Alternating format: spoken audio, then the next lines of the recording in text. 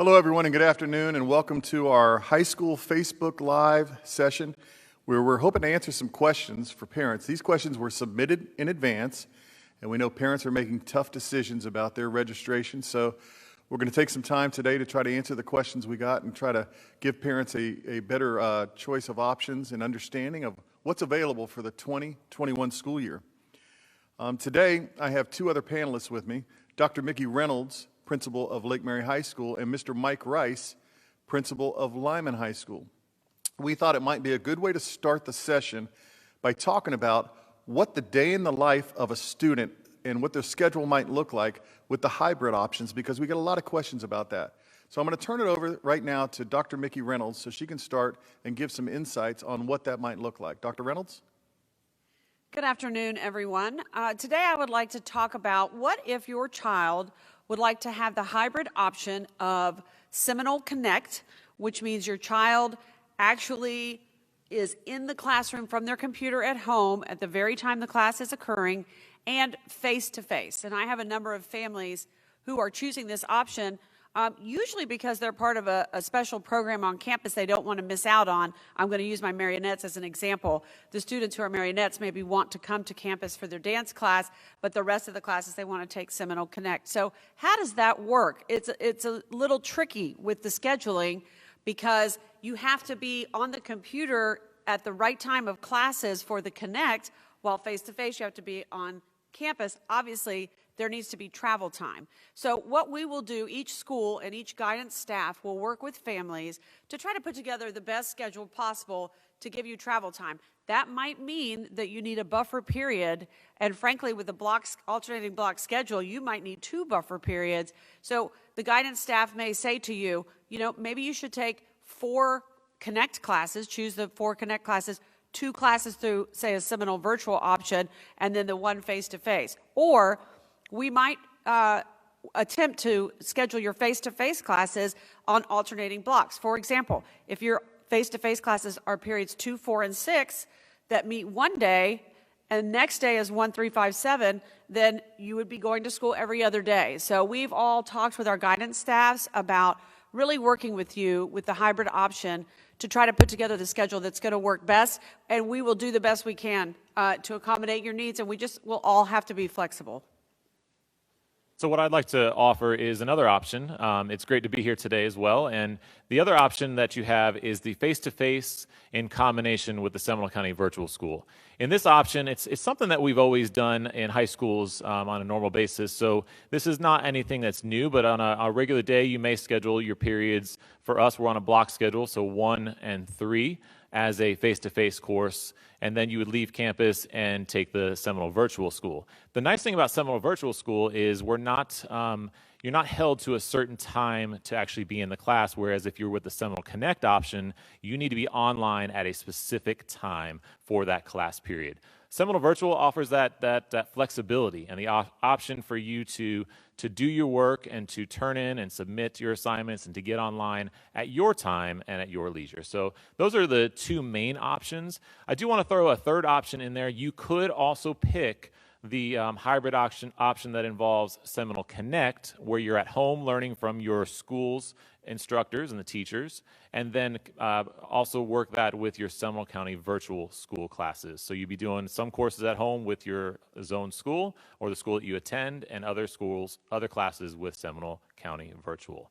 There is a third piece in there if you want to kind of throw that in there as well, and we do have dual enrollment. We have a great partnership with Seminole State College, and if you want to throw that as a part of your mix, you can do so as well. And as Dr. Reynolds mentioned, our counselors will be reaching out to you at the conclusion of the survey period after the 24th, and they'll be talking to you about what that option will look like for you. If I could just add one more thing. What I have told my guidance staff, and it's the same that all principals have told their staff, if as a family you are looking at the hybrid option, you could expect to hear personally from a counselor. We will be calling families and having phone conferences to really discuss what the priorities are. So we'll start with your priority scheduling requests, and then we'll move from there with flexibility. I also want to add about the dual enrollment. Parents, we usually have our upperclassmen take dual enrollment. It is available for all grades, but you must have a 3.0 for any academic dual enrollment classes, and then any vocational classes requires a 2.5. And we recommend life and career planning or college success as kind of a starter course for those who are interested in just attempting their first class in dual enrollment, because those are really preparation classes. Thank you, Dr. Reynolds and Mr. Rice. I want to remind parents that if you take the Seminole Connect option or the Seminole County virtual option through Save My Seat, you are still registered as a student at your zone school or your school of choice through our student assignment option. So that does not change. You're still a student for that school. A next question that we have is what is the difference between Seminole County Virtual School and Seminole Connect? And there are some major differences. And Mr. Rice and Dr. Reynolds mentioned some of those. With Seminole Connect, you will be taught at home through virtual means and a webcam or some kind of a video system by the teachers that are at your school. And you will have to take the classes during the periods they have them. So for example, if it's a first period English class and that's what you end up scheduled for through Seminole Connect, you're going to have to be on your computer logged in as a student first period. Students will be taking, teachers will be taking attendance to make sure that you are online and in attendance during that period. With Seminole County Virtual School, the Save My Seat option or full-time Seminole County Virtual School, you are able to do those classes on your own time. The virtual teachers will contact you to check on you. They do intense review with you and make sure that you're learning the material, but you're not scheduled at a certain time during the day. So those are the big differences between what we're looking at for Seminole County Virtual, Save My Seat, and Seminole Connects. Dr. Reynolds? Okay, the next question that was posted is, are the same electives offered face-to-face available for Seminole Connect and Seminole County Virtual School? Great question. So yes, the same electives that we offer face-to-face are offered through Seminole Connect. Again, because you are through a web interface, participating in the class virtually, the class that is actually going on campus at that time, which means you have access to all the electives that are typically on campus and that are offered in our course catalogs. Seminole County Virtual School has their own list of electives. There's quite a few electives open to you, but they're not necessarily the same.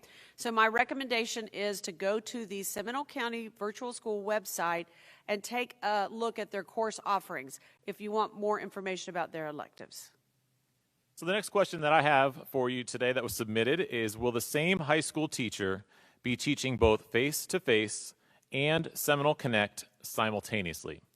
So I want to talk about this from a philosophical standpoint. I know we as high school principals all are feeling the same way, that it is our belief that we want the teacher to have a class in isolation that would allow for that teacher to be focused on the students that are taking Seminole Connect.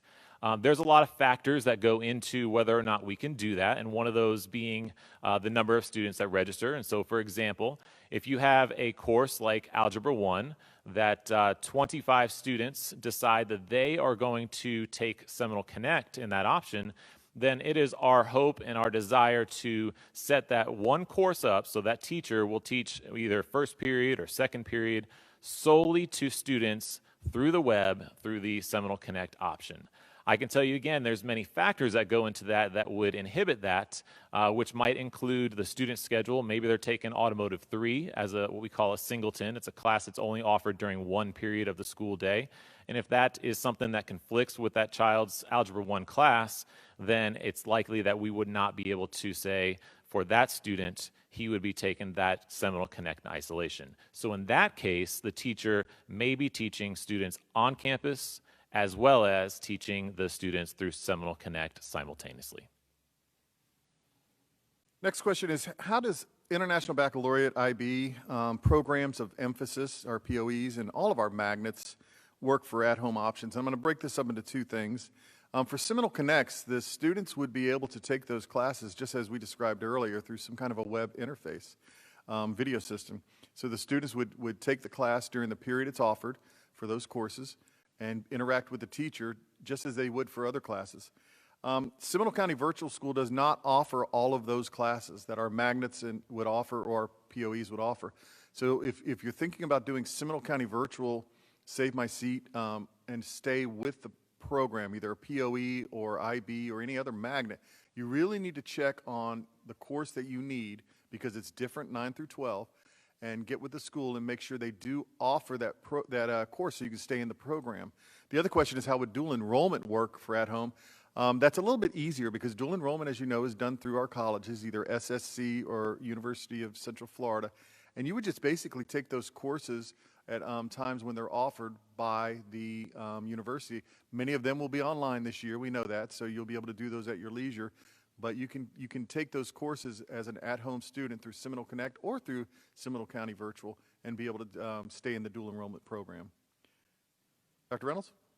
Okay, the next question is, will AP classes, and that's advanced placement classes, still be available through Face-to-Face, Seminole County Virtual School, and Seminole Connect?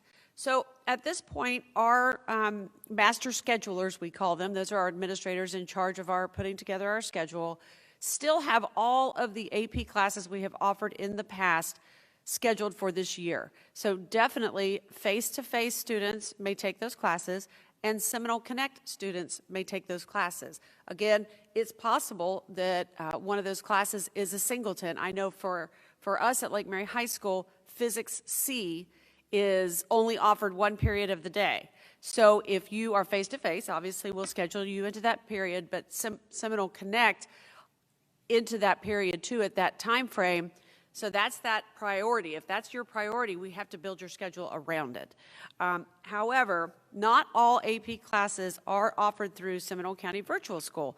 Almost all of them are, but there are a couple, and I think physics is one, and I think chemistry is one. If you go to the Seminole County Virtual School website, you will see their listing of AP courses. They have the majority of the ones that we have for Face-to-Face and Seminole Connect, with a couple of exceptions. But yes, we will be full steam ahead with our advanced placement program. It's something we're very proud of, and that program really challenges our students and prepares them for college, potentially even college credit. So we will absolutely offer all of those classes for Face-to-Face and Connect. All right, so the next question is, our CTE programs, that's our career and technical education programs, are they offered through both Seminole Connect and SCVS? Just as Mickey mentioned, Dr. Reynolds mentioned, with our AP programs, we are also very proud of all of our CTE courses and the industry certifications our students have been offered over the years, and we continue to grow in those areas. The Seminole Connect program will offer and will allow all CTE programs to continue and for students to take those courses through the Seminole Connect program. As far as Seminole County Virtual School, that is something that you would have to look a little bit more into the specific programs. Each high school has their specialty courses and programs that work for those schools and those schools only.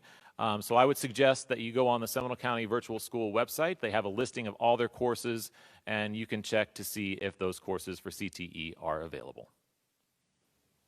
Next, we have a question about how extracurriculars would work for at-home options, and that would include things like band and chorus and dance and athletics. For students who are doing Seminole Connect or Seminole County Virtual Save My Seat, they are still a member of the school, so they will be able to participate in those activities. Now, I would remind parents to keep in mind that many of those activities take practices and things like that, and I'll use chorus as just one example.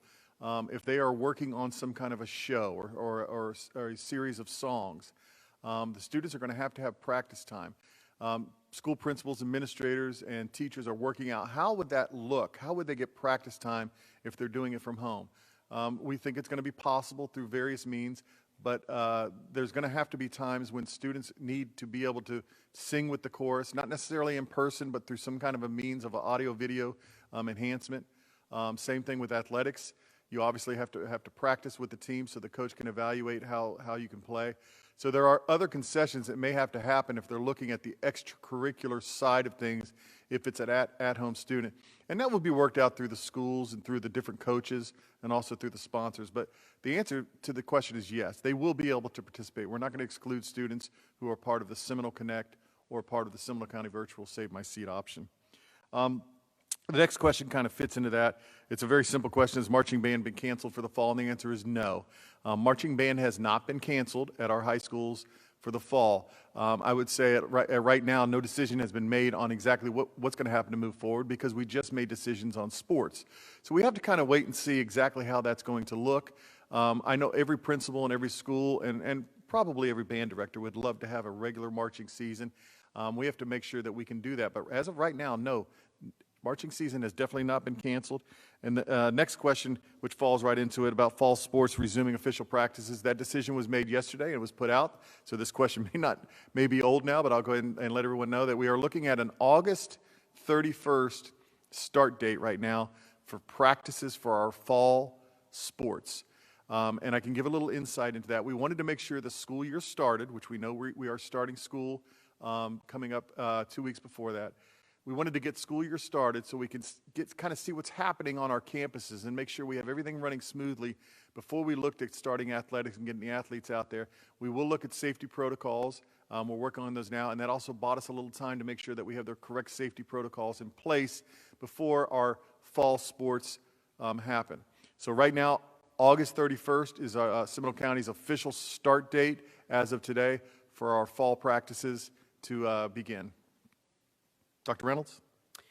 Okay, thank you. I have the next question, and the question is, are high schoolers required to wear masks all day?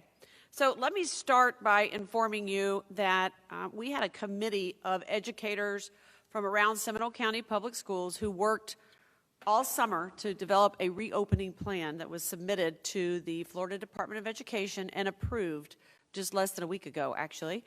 And in that reopening plan, we have a policy for face coverings. So I believe that plan is posted to the Seminole County Public School website if you would like to read the reopening plan and read the exact language. The language does read that students will wear face coverings when they are in a public place such as hallways, when they're arriving at school, when they're in hallways, when they are leaving school, and when they are in the cafeteria spaces, except for when they are seated, socially distanced, and eating. It also states that students will wear face coverings anytime they cannot be socially distant from another person at school. So this begs the question, what if we have a classroom of 25 students and the teacher cannot arrange the classroom in a way that the students are 6 or more feet apart? In that case, it's possible that a student would have to wear a face covering during class. That's not going to happen in every single class. We are really working to schedule the seats for students so that we can socially distance them. So when they get in their class and at their seat, they would be able to remove their face covering. I just want to kind of add to this question a little bit to say that, as a school principal, before COVID or any of this, student safety has always been my priority, as well as every other principal in Seminole County Public Schools. And this is no different. We are really spending a lot of time carefully developing protocols to keep our students safe. And one of those protocols is face coverings because we take advice from the Center for Disease Controls. The CDC puts out guidelines and then we follow them to the best of our ability. But our priority is safety. And so that's why the face coverings when students can't be socially distanced are just a really critical part of that safety plan. So I hope that answers that question. Thank you. The question I have is, what if my student needs a laptop for at-home options? Will those be loaned again, and if so, how? And the simple answer is yes. We are going to make sure that we put a plan in place for students who are at home learning to receive a laptop if they do not have one. And one of the things that we did last year were the drive-throughs, where students and parents could come through without having to go into the school and check out laptops. And the schools actually did an excellent job of that. So that's something we would look at again. And a change this year, especially if you have younger students and not only high school students, is you would get the laptop from your zone school or the school that your student is assigned to. So if you have a student in elementary school and you need a laptop, you would get it from that elementary school. If you have a student in middle, the same, and in high school, you would get it from the high school. The high schools, and I'll speak to that since this is the high school session, we'll be sending out information on that once they develop those plans.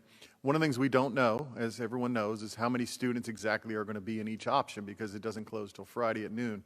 So we have to wait and get those numbers before we can realize exactly what our needs are for laptops, because just because we have a certain amount of kids doing at-home learning doesn't mean all of those students need a laptop. So there's a couple steps we have to take, but the high schools will be prepared. They did it before and it worked out very well. They'll be prepared to make sure that happens. So the answer is yes, and more information will be coming on exactly how you can get those laptops.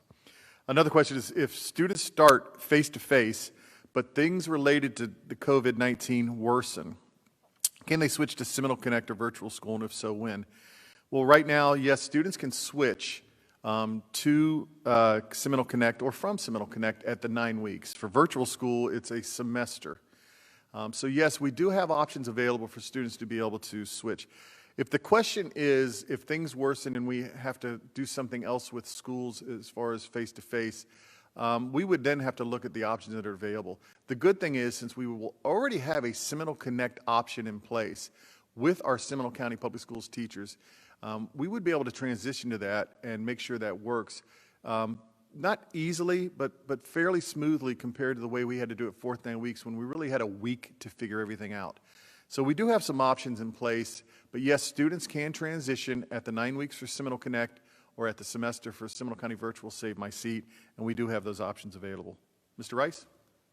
Okay, so there's a great question here, and it asks, if my student is a senior but takes Seminole Connect or Seminole County Virtual School, will they still receive a diploma and participate in graduation from their zoned school? And I want to emphasize, it does say zone school in this question, but this also may be if you are a transfer student that has transferred to another school, this applies to you as well. The beautiful thing, as Dr. Reynolds mentioned, about the team that came together and spent all summer looking at plans and developing what methodologies that can be put into place for this year, is that they looked at how can we support all families and all students throughout the process so that we have the least amount of change as possible and we can continue with all the great things that we do in Seminole County.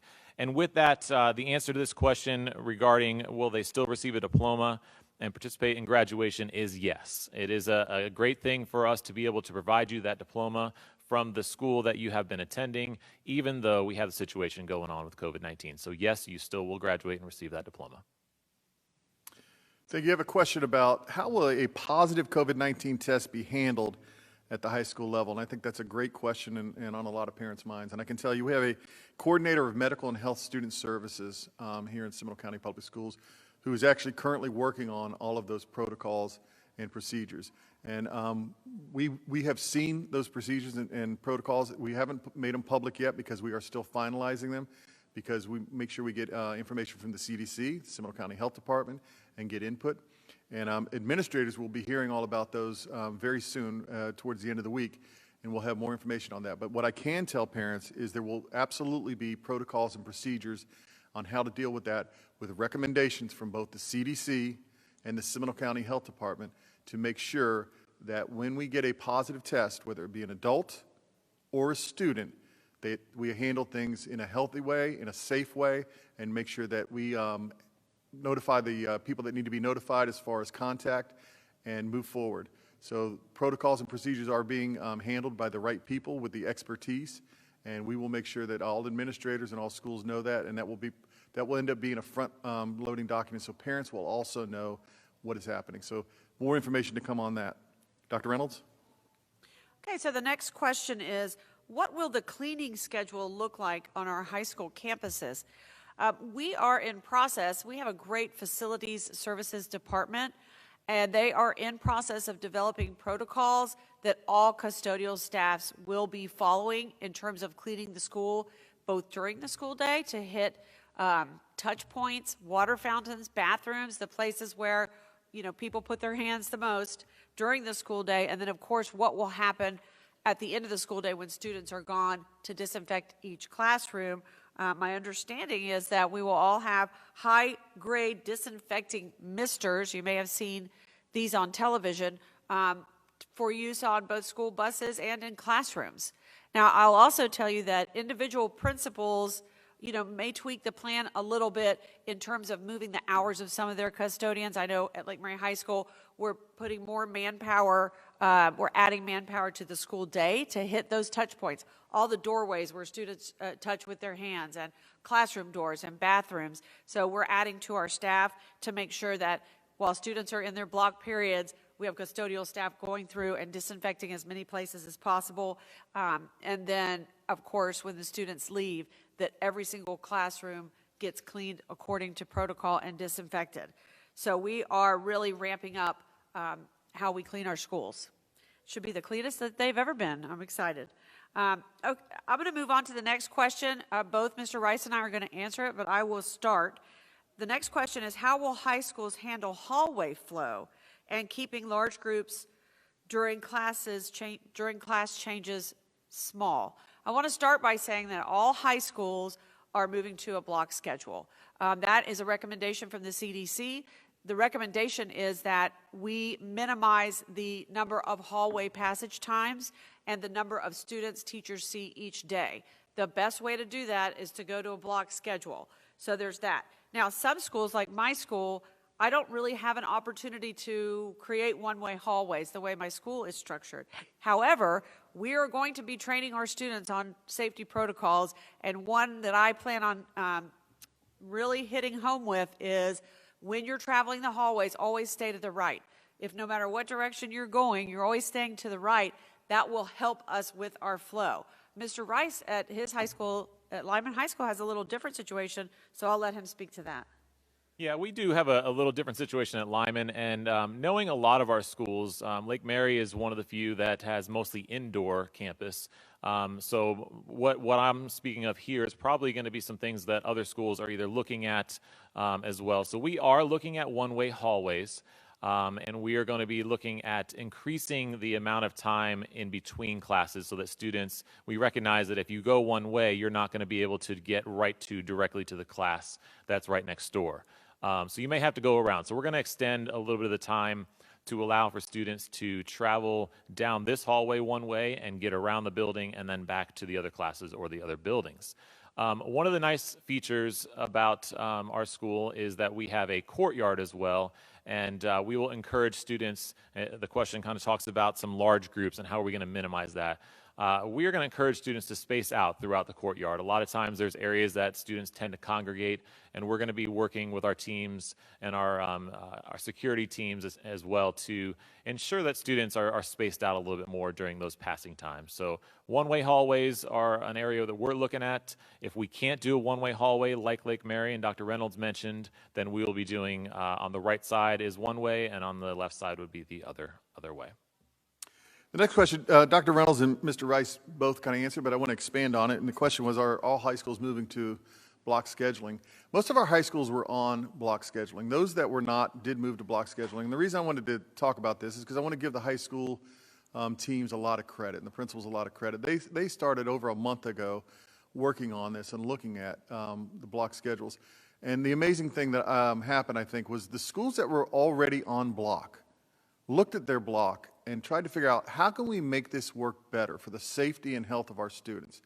And they looked at things like adding an extra lunch so the lunchroom was not as crowded, eliminating passing times in between classes, because obviously the less passing time you have, the less chance kids have of interacting and not being socially distanced.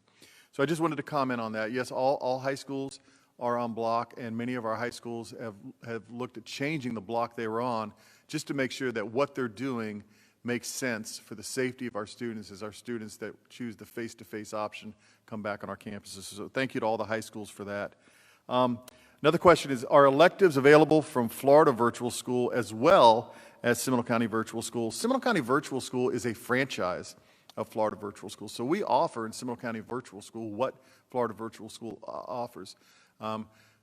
We obviously promote Seminole County Virtual School for many reasons. One of them is it's our own teachers, and we know the teachers that we have in Seminole County Virtual School, and they're hired and selected because of their passion and what they do and their commitment to the Seminole County Virtual School and Seminole County students. So Seminole County Virtual School is a franchise, and we do offer the same classes, and have our own teachers in Seminole County, and we're very, very proud of that.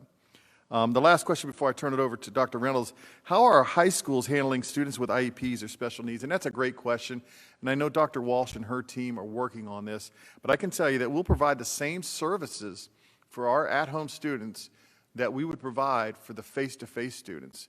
We'll make sure that those students receive their services. And I want to remind parents, it's driven by their IEP, so it's very individualized. We can't say that all students will receive this service or all students will receive that service because it does depend on what's in the IEP. And of course, there's parent information that comes into that and parent input. But the Exceptional Student Services Support Group will make sure that students that have IEPs will be given support for the at-home learning, just like we would if we were face-to-face. We'll make sure that happens. Dr. Reynolds? Okay, the next question involves testing, everybody's favorite subject. What will high school testing look like this year?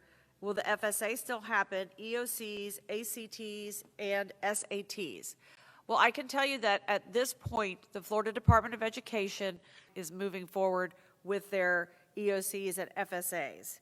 So, and now I turn it over to Mr. Gaudreau for the next question. Yeah, and the next question kind of falls in line. The question is, are students taking Seminole Connect, or SCVS, required to take their assessments on campus? So first I'm going to talk about Seminole Connect.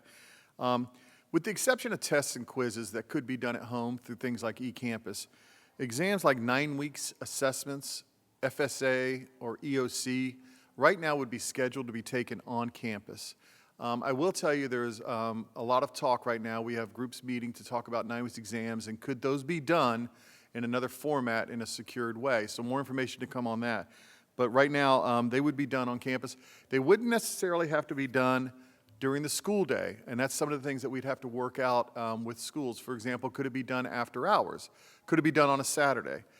So that students that come on campus that would normally be there for face-to-face would not have to interact with students. But there'll be more information coming out on that. For Seminole County Virtual School, they follow their own format for a lot of their exams, but they still are required to give the EOC and FSA. So they would fall in line with having to have kids take those exams at some facility. The state does not allow, as of right now, the state does not allow for the FSA or the EOC to be taken in a remote location at home.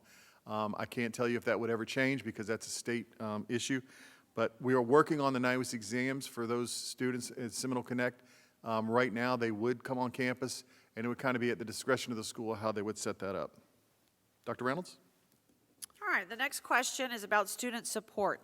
If a student begins to struggle with the at-home learning options, what kind of support will be available to assist them?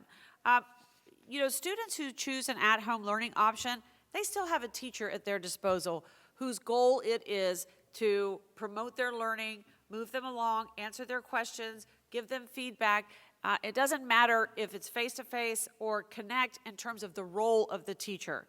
Those of you who've taken Seminole County virtual school classes know that the virtual teachers are available from 8 a.m.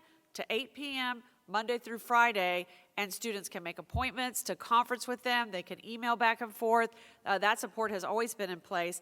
Our face-to-face teachers who are getting used to the online environment, I have to say I'm so proud of our teachers because they really have adjusted and overcome in terms of distance learning. They've learned how to use tools to connect with students that they never had to use before. So our teachers who will be teaching the Seminole Connect courses will also be conferencing with students. We'll be answering their questions, giving them feedback. The role of the teacher doesn't change. It's just the avenue for support that changes. And I know that during fourth quarter, when we had to change on a dime and everybody was learning from home, I think that parents saw that some of their children were struggling and frustrated, and I imagine that that's where this question comes from. I felt the same way about my own children. But please know that we learned a great deal from fourth quarter, and all of our teachers have learned tools and ways to interact with students and provide feedback that they really didn't necessarily use before. So that is going to be something that we'll focus on because we do want to provide support, the appropriate amount of support to all students, and then additional support to students who are struggling. All right, and I think the next question Is mine also, yes. So the next question is also about student support. Will guidance counselors be available for Seminole County Virtual School and Seminole Connect students throughout the school year? Well, the good news about this is that if you choose Seminole County Virtual School Save My Seat, you are still attached to your assigned school. So for my Lake Mary High School students who take some Seminole County Virtual School classes through Save My Seat, they're still going to be on my rolls at Lake Mary High School. We're still going to be tracking their progress. We're going to be monitoring them, and their guidance counselor at Lake Mary High School will remain their guidance counselor. So no matter if you do Connect or SCVS Save My Seat, your counselor is still your counselor on the campus of your zoned or assigned school. And that way, you know, we like to keep track of our people. We want to make sure that our students are being successful. So that's one piece of that reopening plan, that yes, students will have their same counselor, and that counselor will be there for support and will be tracking them. And I think the next question goes to Mr. Rice. Go Greyhounds. Doom. Oh, I'm sorry. We're getting a little carried away. There's a question here about pep rallies and virtual pep rallies. Right up my alley here. So question is, will high schools hold virtual pep rallies or school events to keep all the students that are face-to-face or in Seminole Connect bonded together with school spirit? Well, so the answer on that one is we're going to invite Mr. Gaudreau in, and he's going to be pumping up the crowd to do some activities. No, just kidding. But our SGAs, our student governments, and our leadership groups, I'm sure it's the same at all schools, have been tasked with finding ways to bring everyone together and keep the spirit alive. That is one of the best things about high school campus life is our pep rallies and the games and going to activities, seeing the arts events. And we're going to do everything we can. I don't have a plan yet because right now we want to focus on ensuring that our educational environments are set up. But I can tell you that our pep rallies that will not be able to exist, we're going to find ways to do things, whether it's through virtual, whether it's through, you know, some of my groups have talked about maybe we do a drive-in movie, and we utilize some areas around the community to do a drive-in movie. So any ways to keep ourselves safe and our students engaged with the process and with the educational environment, we're going to work through that and see what we can do to make that happen. Mr. Gaudreau. Yes, the last question that I have is the state still honoring the Bright Future program? And as of right now, and this information is as of right now because this is not a Seminole County Public Schools thing, this is a state of Florida thing, but as of right now, yes, the Bright Futures program is moving forward. I would encourage seniors to make sure they check the Bright Futures website for any changes or any information that's different. We push that out as soon as we get it, but since it's not organized, run, or something that the Seminole County Public Schools is allowed to alter or give input on, it's run by the state. We only know the information we get from the state. So as of right now, yes, the Bright Futures program is being honored and will be honored for the class of 2021. But again, please make sure you check with updates at either your school or go to the website for the Department of Education Bright Futures and check on that. Before we end today, we want to thank everybody for watching and listening. I want to turn it over one last time to Dr. Reynolds and Mr. Rice to see if they have any last things that maybe didn't come up in questions that they'd like to give input on. Dr. Reynolds? Thank you, Mr. Gaudreau. As a matter of fact, I do. First of all, I want to emphasize, we started this whole session by talking about the hybrid option, because I know a number of families are looking at that, and most of the emails I have gotten revolve around the hybrid option. I just want to emphasize, you could take the hybrid option and never step foot on our campus. Hybrid doesn't mean that you have to have a face-to-face component.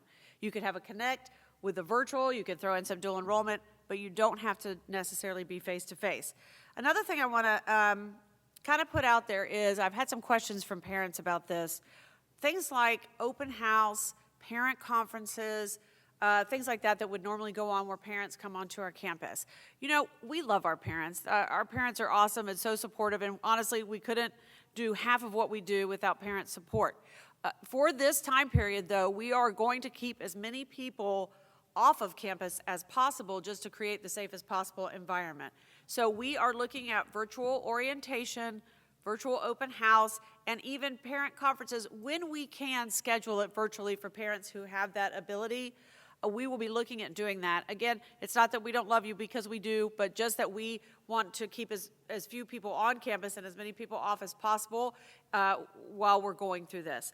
With that said, I know all of us are so excited for our freshmen and for our students new to our schools. I know those families are like, gosh, my child's going to be, if they come to campus, they're not going to know the campus. Their first day will be the first day, and that's kind of tough. So I think all the high schools are doing some type of virtual orientation to give students an idea about what school looks like, especially our incoming freshmen.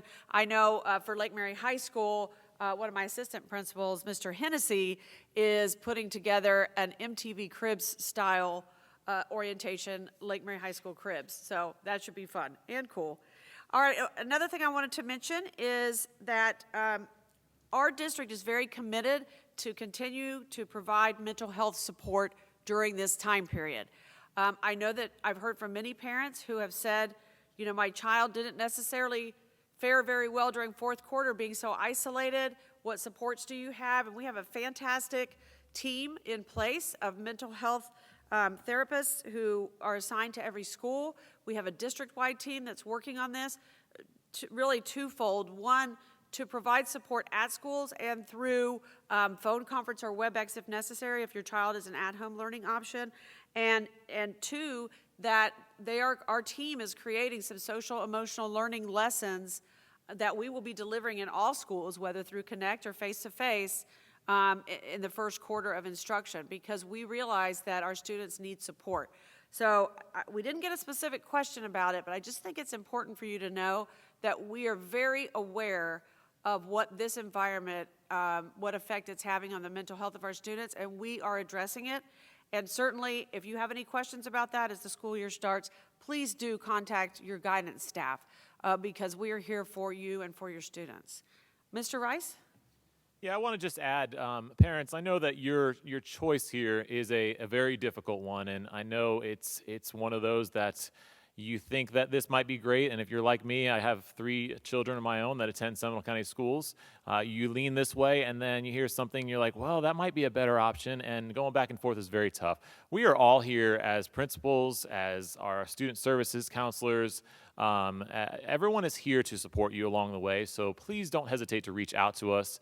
We'll be glad to answer your questions and to offer assistance in making that choice. I think there are a lot of different options, and when you think about that hybrid option, it's, man, I could do this, but what about this? So we're here to support you and to guide you throughout the path. One piece that I don't think we covered very much, and I know it's come up quite a few times in our school, is regarding transportation and the Seminole Connect option when it comes to transportation. Our transportation department is working very hard, first of all, to provide all the same health resources and to make sure your child is healthy on the school bus. I think the first thing that's important is to know is that students will need to wear their face mask on the bus, and they will be cleaning the bus on a daily basis and after each run. But as far as transportation goes, if your child comes to school in the morning, they will have transportation. Just like a normal day, the transportation will be provided in the morning and in the afternoon. But if your child is leaving midday or arriving midday, that would be the responsibility of the parent or the student to get the child and the student to campus. If a student does drive, and that's part of their schedule, they would be allowed to leave the campus on their own. If you live within the vicinity of the school and walk, the child would be able to walk home as well. So those are the options, but just wanted to make sure that we're clear on the fact that the morning and the afternoon transportation will be provided, but anything in the middle is a responsibility of the parent. And the last piece is, I know we had a lot of questions, and we even talked a little bit today about technology and the technology on campus that we have that will be utilized for the various reasons, and technology that we provided off campus. If you are a family that still does have technology at home, we are working to get all of our computers prepared at this time. And so if you are able to, please drop them off towards the front offices of each of the schools, and we'll be glad to get that computer ready with all the updates that are needed for the upcoming school year for you to be able to check them out again. So I think that's it. I thank you for allowing me today to join this group, and I hope that we were able to provide you some more information from the high school principals side of things that Dr. Reynolds and my team are working on. Thank you, Dr. Reynolds, and thank you, Mr. Rice, for participating today. I want to remind everyone that this has been recorded and will be available on our Facebook page and our YouTube page. and that the deadline for registering for one of the options for parents and students is this Friday at noon. And that's all we have for today. I just want to thank all the parents for submitting questions. We look forward to a great start for the school year. If you have more questions, reach out to us, reach out to your school. We hope everybody has a great day, and again, we look forward to a great start. Thank you.